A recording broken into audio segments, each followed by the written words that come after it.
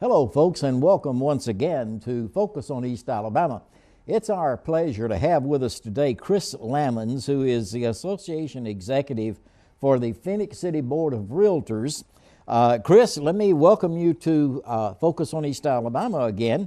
Now, we had the good fortune today to have lunch with Chris and all the folks at the association, here we go again, the Board of Realtors. I want to say association, the Board of Realtors, and I want to thank you for that invitation. It was a great lunch, and Jim Slaughter, who is with Habitat for Humanity, was the speaker at the program today, and we certainly enjoyed that. But Chris, we wanted to get you in and talk with you a little bit about Phenix City Board of Realtors, how long it's been in existence, some of your principals, your officers, and this kind of thing. And as you're the association executive, I guess you have the answers to all the questions, right? That's right. Or if I don't have them, I can wing it a little bit. Okay. First of all, I'd like to thank you and Cable TV of East Alabama for having us and allowing us to be on the program. Okay. Now, tell us a little bit about the organization itself. When was the Board of Realtors actually organized, Chris? Actually organized, there was probably an organization a little bit before this, but in the 70s, the organization started formation, and I think around 1977 is when we actually became a Board of Realtors. Right. But there was a tight-knit bunch of realtors that saw the need to come together and become the Board of Realtors as it is now. Right. Okay. Currently, we run an MLS and the board. Right. Out of our office, we've got right at 400 MLS members.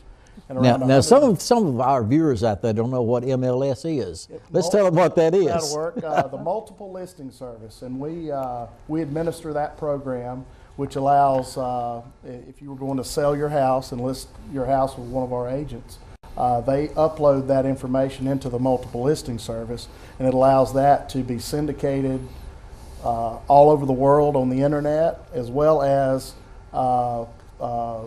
everybody, all the realtors that are members of the MLS can exchange that information, and that's what allows another local realtor to show your house, that type of stuff. Oh, okay.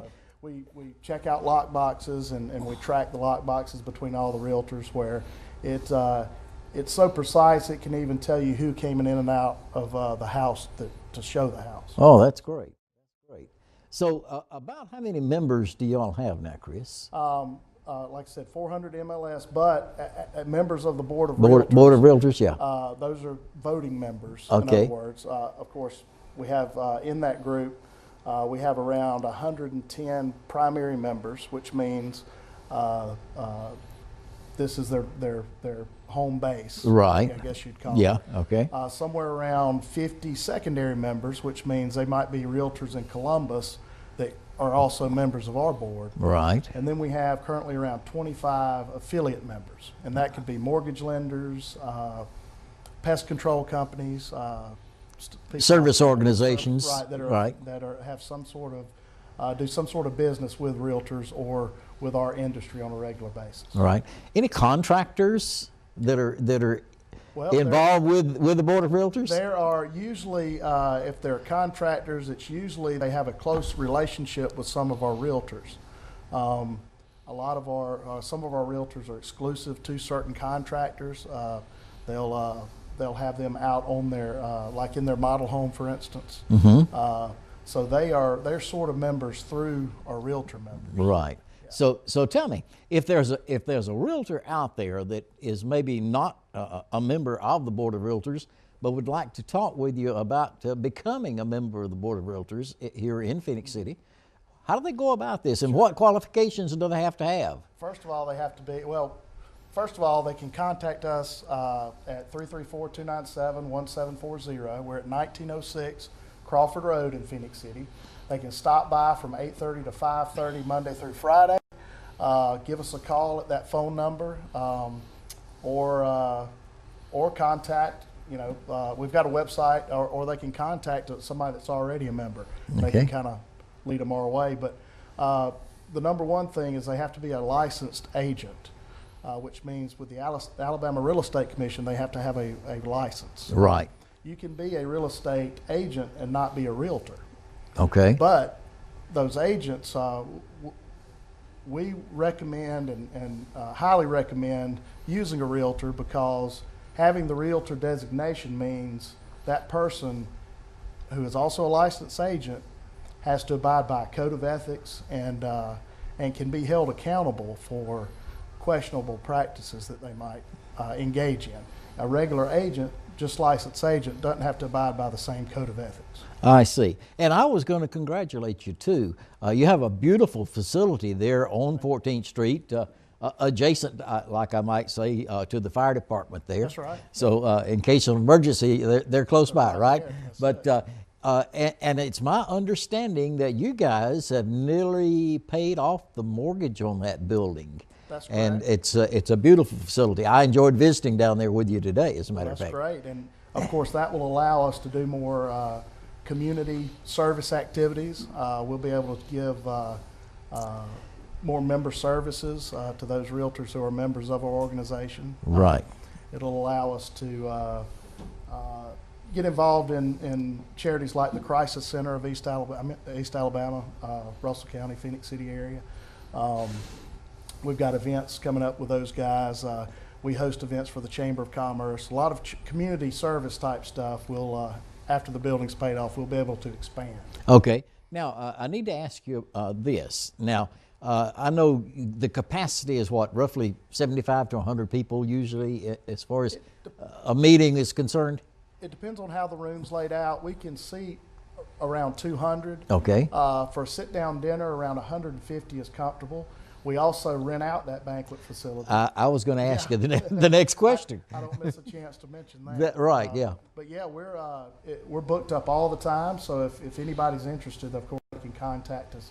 They're at the office, and we can walk them through signing the contract and having their event at our facility. It's, right. It's a nice facility.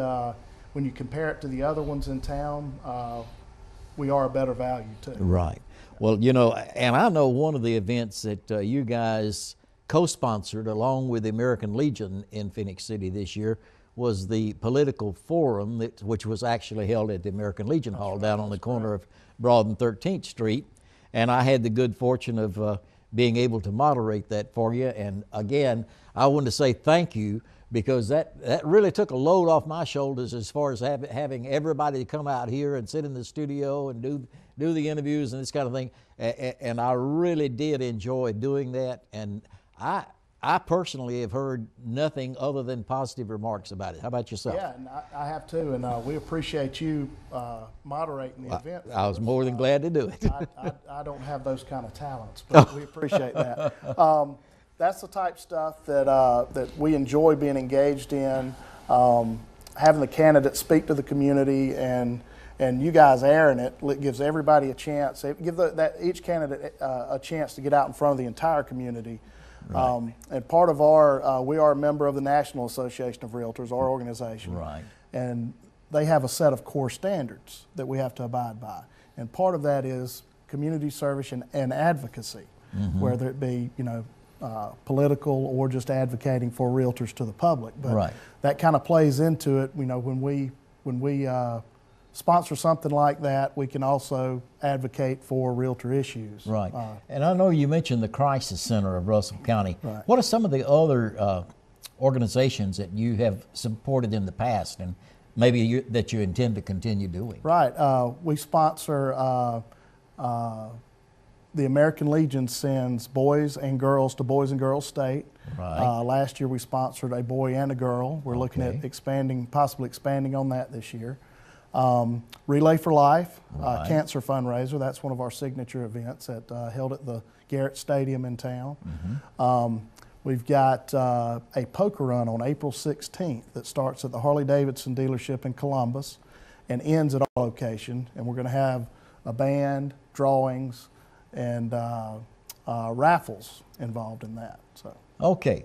Well, Chris, again, I want to say thank you for coming out and being with us on program today. I know we've got a couple of other guys that are going to be on in our second segment. Members of our board of directors. Members of the board. So we're going to close out our conversation with you, We'll be back with more Focus on East Alabama in just a moment.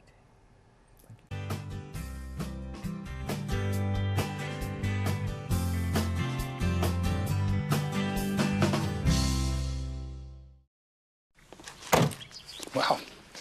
College already? Yeah. We gotta go.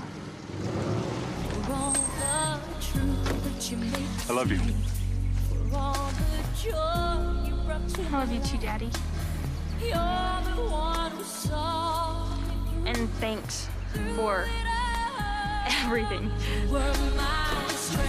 Gratitude. Pass it on. A message from the Foundation for a Better Life.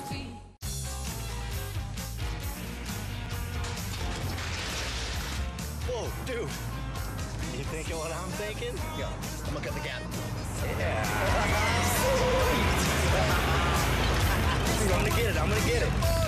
I'm going in.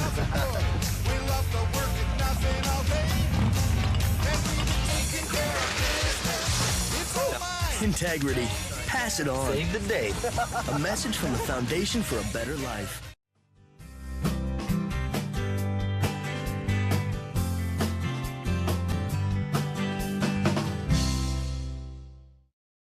Welcome back to Focus on East Alabama. Our other two guests on program today are actually board members at the Board of Realtors here in Phenix City. We want to welcome first Billy Sims. Billy, thanks for being with us. And then Matt Mixon. Matt, let me reach over here. There we go. Okay. Yeah, I wouldn't want to further injure that arm. Okay.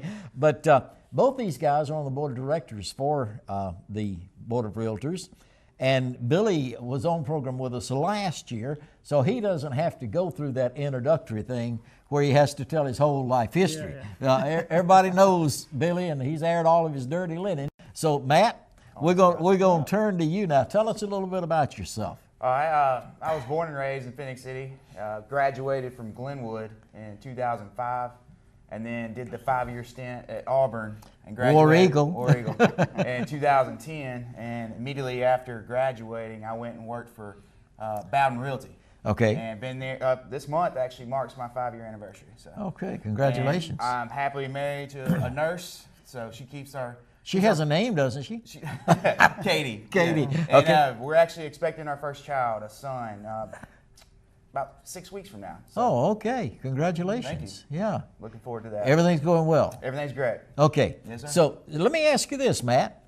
Off the top of your head, how's the real estate business these days? Better. Better. There you Okay. go. All right. Still not where we wanted to be, but it's getting better. Do you think that we've kind of gotten over the hump?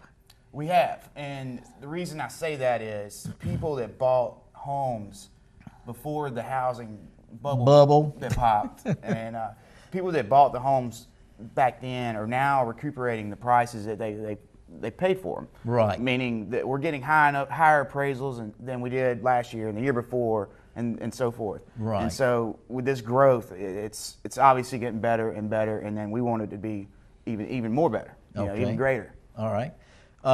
Billy, I know when we had you in before, we talked with you a little bit, and we had another guest on program too that talked with us about real estate values. You know, what's the median price for an let's say average 3-bedroom, 2.5 bath, den home in a fairly nice subdivision these days? It just depending upon which area you're actually in.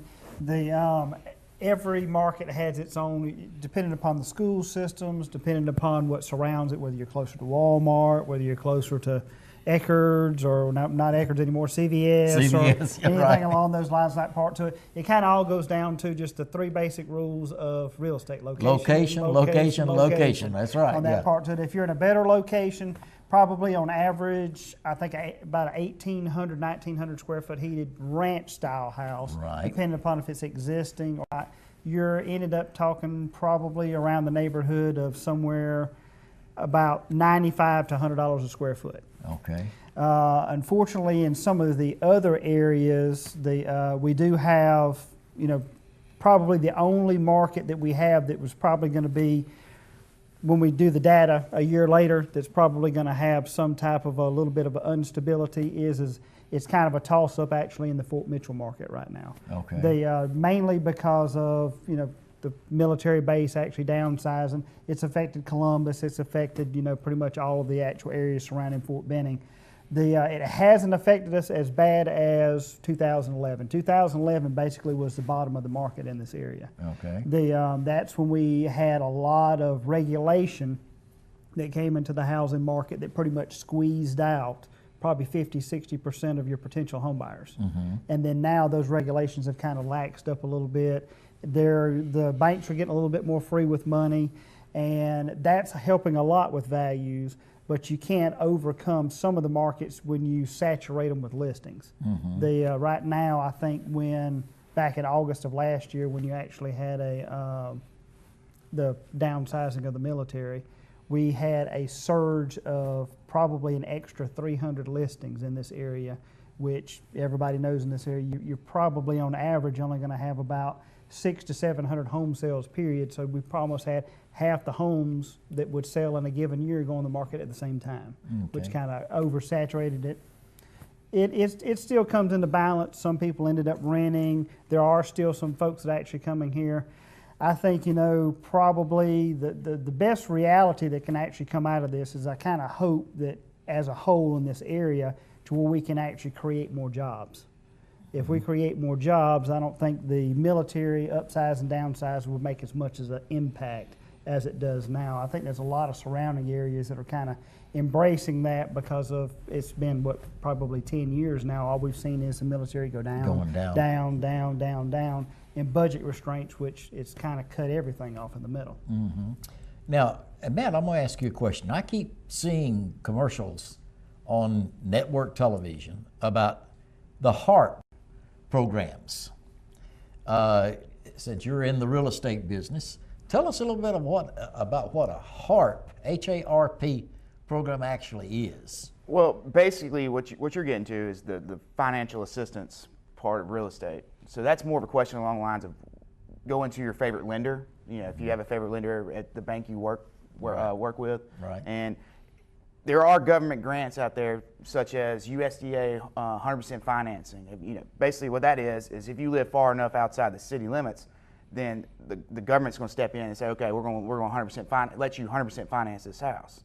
And there are also down payment assistance programs out there, but each bank back to what I was saying, each bank has their specific programs that they offer. But they all kind of fall under the umbrella of the same rules and guidelines. Mm-hmm. If one bank offers it, then the other bank most likely will. So my advice to any potential home buyer is to shop where you locally bank, or us realtors, we're right there together with lenders. So if you feel comfortable enough speaking with your realtor about helping them finance it, we can suggest a good lender that we feel comfortable working with. Right. Because what all you want is you want everybody to be on the same team. Right. So to answer your question, go seek your specific loan officer that you would like to work with, and then they'll help you find which program is best for each buyer.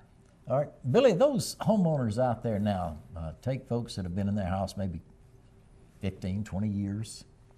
You keep seeing these advertisements to refi at the lower interest rates. Right. Now, I'm going to ask your expert opinion. All right. Okay? Go. All right. And actually what you were talking about before, actually the HARP, which is the Home Affordability Refinance Program, which is a government program. What it's actually designed to do is you can actually, if you're current on your mortgage and you actually have a home that is underwater as far as you may have bought it 5-6 years ago when the interest rates were higher, and then your house may be worth less to where you can't actually refinance it. What you can actually do is by using the HARP program, you can refinance the house without an appraisal, and which regardless of the appraisal, I think they let you go up to 400% the value of the house to refinance. You can get the better rate, and you don't have to give hardly any documentation. It doesn't matter about your income or anything else. It's basically a program that if you're current on your payments and you want to refinance into a lower rate, it's a low doc loan, what we used to call the NINA programs, which is the no income, no asset type loans. So that makes it very easy for people to actually refinance their houses and get a better rate. Now, I know you're not a banker, you're not a broker, but are we seeing a lot of interest in that kind of program these days from folks? Here in this area, you got a lot of people in dealing with the VA. There's a majority of the people that actually deal with VA in this area. They have a loan that's actually called an IRRL, which is an IRRL, which is an interest rate reduction loan through the VA. And it's very, very minimal cost, and a lot of them can actually take advantage of that through the VA, to where basically it's no appraisal or anything else along those lines, to where they can actually just refresh the loan into a lower rate and still have the same number. So like I said, there's a lot of programs out there to kind of correct some of the problems people losing houses. There's even a pretty good program to where you do have equity using an IRRL. You can actually cash out and pay off other debts when you're actually dealing with an IRRL. Okay. Now, another program that I wanted you to talk about a little bit, Billy, is a reverse mortgage. Now, a lot of folks out there don't know what a reverse mortgage is, and you hear all these glorious things in the commercials. Right. Okay. Yeah, basically, what you're doing is you're to have a steady income. You're borrowing from your actual house as a monthly payment. So basically, the reason why they call it a reverse mortgage is, instead of you paying your mortgage every month, your actual mortgage pays you every month. But there is a stop point. You can only do it up to a certain percentage value of the actual house under that time frame on that part to it. And as you pull the money out, it does accrue interest, and it does have other things as far as there's some provisionary stops in there, and it is very, very heavily regulated by the government. Okay. So, I mean, you're talking about an average house in this area. If somebody was pulling, say, $400 a month out of it, they would probably only have about a good 10 years worth of returns out of it before you'd have a diminishing return, or you would have to reevaluate that actual loan over again and roll it into a different product. Okay. Are we seeing a lot of folks taking advantage of reverse mortgages? Here, a lot of people just use it to supplement their income. It actually has been a pretty big boom in that area, especially with everything costing more. A lot of people that are doing it that we're seeing right now is probably, I'd say, average 60 years plus. Somebody on Social Security that they can't quite stretch that Social Security, they're using their house as an asset. Rather than refinancing and getting all the money at one time, it's a little bit smarter to take it out in draws until they can get past that rough patch and then start paying it back. But eventually, you're going to have to end up paying it back. Just of course, then folks my age need to think about a big word that comes along eventually. It's called DEATH, right? Right. What happens when that person dies? Yeah, it's a Fannie Mae product, and I've actually been involved in the sale of a couple of them that has it, and I've seen some foreclosures actually involved in it. The only guide rule that they have is the house cannot sell for less than what the note was. Okay. So if at the time that your loved one passed away and the actual house had a debt of $60,000, the bank has to get a minimum of $60,000 for Fannie Mae to actually pass sale of that property.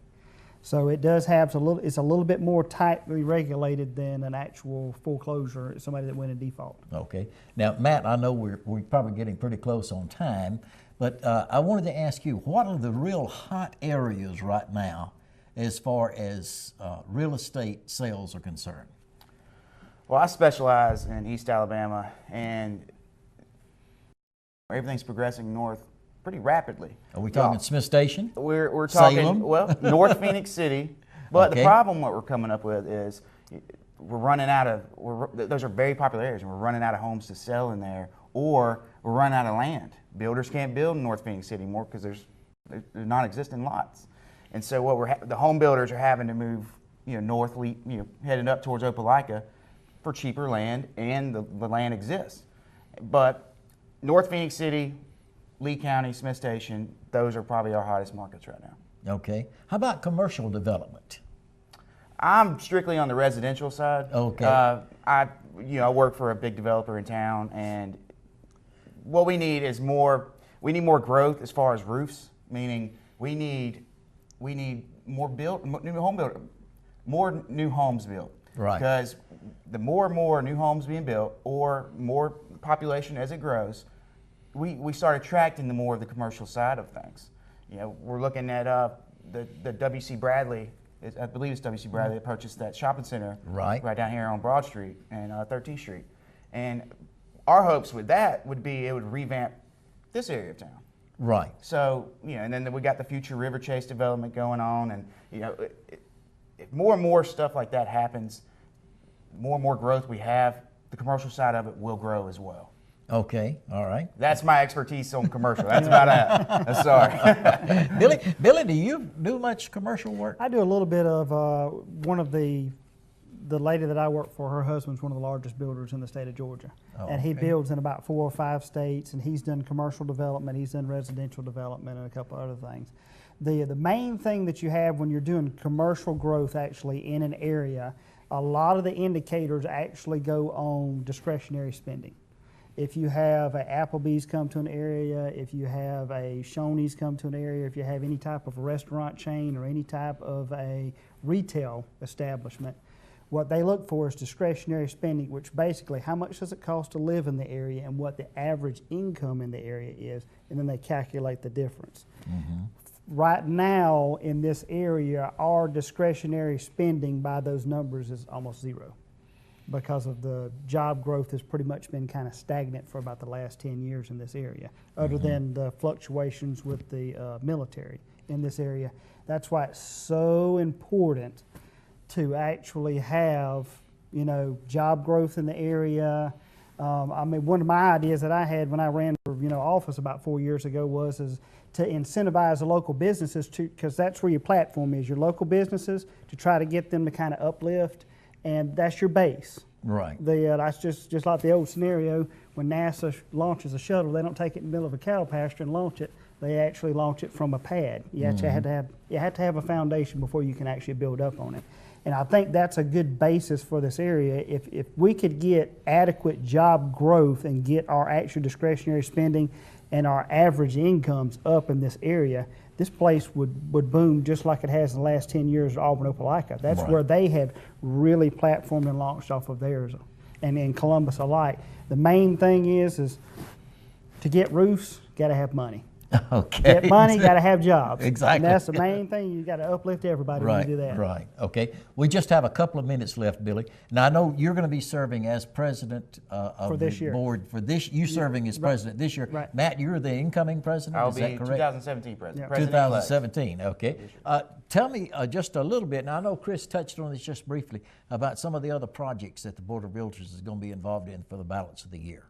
Right now, we actually have a women's group which is in the realty, which we'll probably be part of it too, Matt and I. Right. You married, aren't you? Yeah. It's Habitat for Humanity is actually going to do a build, which is going to be towards the end of March, 1st of April. And we're all going to participate in it as a board. And then we have like Relay for Life. We have a couple of other things right now that are actually that we get involved in. We've got a poker run, getting involved in the crisis center. We try to keep everything and keep our focus on the local community, because that's where we do all of our business. Well, we thank both of you for being with us. Again, Billy and Matt, both of you, we appreciate you being with us. And we'll look forward to having you back again. If there's anything that we can do to assist you with publicity and this kind of thing, be sure and contact us. Okay? We thank you too for being with us for Focus today, and we'll look forward to seeing you for our next telecast.